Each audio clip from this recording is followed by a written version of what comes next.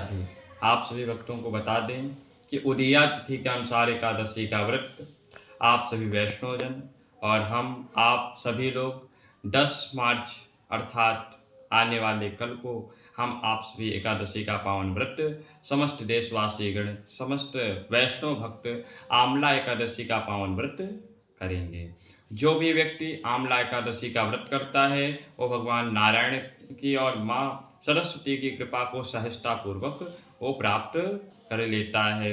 अच्छा, इसकी एक बहुत प्राचीन कथा आती है।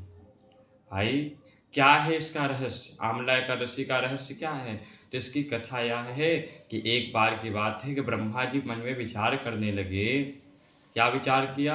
ब्रह्मा जी ने विचार किया कि मैं कौन हूँ, मैं कहाँ से आया, मेरा प्रादुर्भाव कहाँ से हुआ, मैं कहाँ से प्रकट हुआ, मैं कहाँ से जन्म लिया, कहाँ से उत्पन्न हुआ, मेरी शाखा क्या है।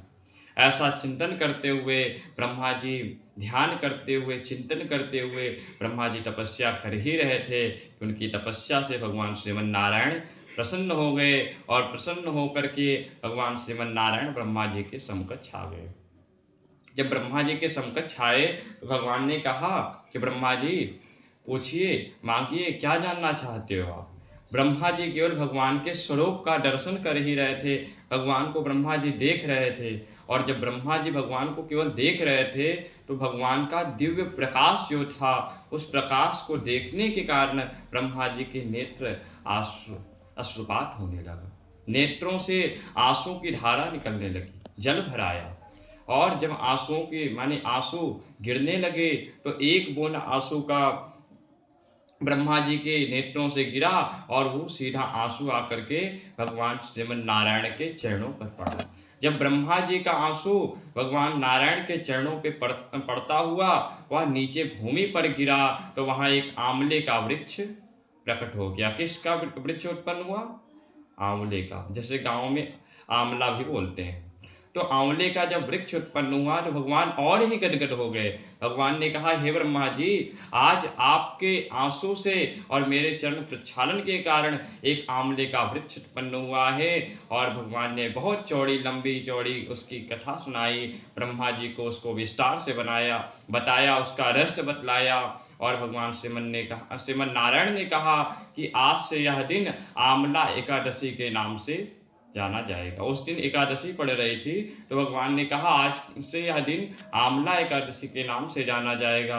जो भी भक्त इस दिन व्रत पूजा तथा आंवले के वृक्ष को जल चढ़ाएगा, पूजन करेगा, वंदना करेगा, आरती करेगा, उसके ऊपर सदैव भगवान की कृपा बनी रहेगी। और भगवान ने यह भी कहा कि जो भी आज के दिन आंवले के वृक्ष का पूजन करेगा उसे 100 गौ माताओं का 100 माने सहस्त्र सैकड़ों गौ माताओं का दान करने का पुण्य उसे सहजतापूर्वक सरलतापूर्वक प्राप्त हो जाएगा।